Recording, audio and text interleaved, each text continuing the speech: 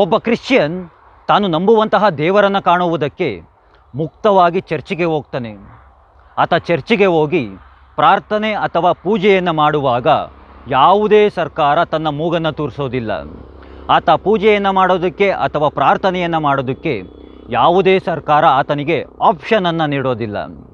ಅದೇ ರೀತಿಯಾಗಿ ಒಬ್ಬ ಮುಸಲ್ಮಾನ ತಾನು ನಂಬುವಂತಹ ದೇವರನ್ನು ಕಾಣುವುದಕ್ಕೆ ಮುಕ್ತವಾಗಿ ದರ್ಗಾ ಅಥವಾ ಮಸೀದಿಗಳಿಗೆ ಹೋಗ್ತಾನೆ.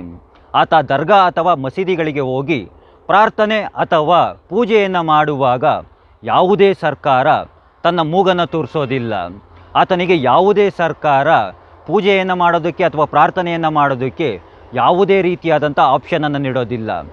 ಅದೇ ನೋಡಿ ಒಬ್ಬ ಹಿಂದೂ ತಾನು ನಂಬುವಂತಹ ದೇವರನ್ನು ಕಾಣೋದಕ್ಕೆ ಹೋದಾಗ, ತಾನು ನಂಬುವಂತಹ ದೇವರನ್ನು ಪೂಜೆಯನ್ನು ಮಾಡೋದಕ್ಕೆ ಹೋದಾಗ, ತನ್ನ ದೇವರನ್ನು ತಾನು ಆರಾಧಿಸೋದಕ್ಕೆ ಹೋದಾಗ ಸರ್ಕಾರ ಎಲ್ಲಿದ್ನೋ ಏನು ಅಂತ ರಪ್ಪಂತ ಓಡೋಡಿ ಬಂದು ಮಧ್ಯದಲ್ಲಿ ಮೂಗು ತೋರಿಸುತ್ತೆ.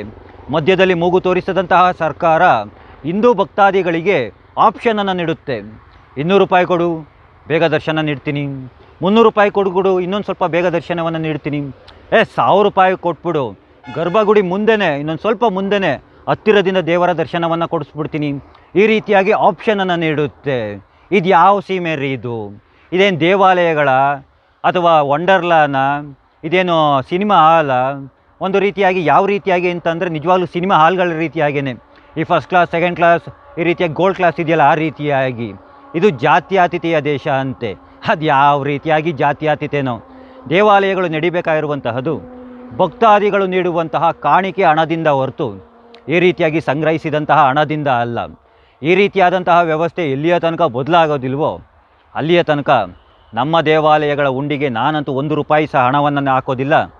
ನೀವೇನು ಮಾಡ್ತೀರೋ ಯೋಚನೆಯನ್ನು ಮಾಡಿ ಅಂತ ಹೇಳ್ತಾ, ಆ ಕೃಷ್ಣ ಎಲ್ಲರಿಗೂ ಒಳ್ಳೆಯದು ಮಾಡಲಿ. ಎಲ್ರಿಗೂ ಧನ್ಯವಾದಗಳು. ಜೈ ಶ್ರೀ ಕೃಷ್ಣ.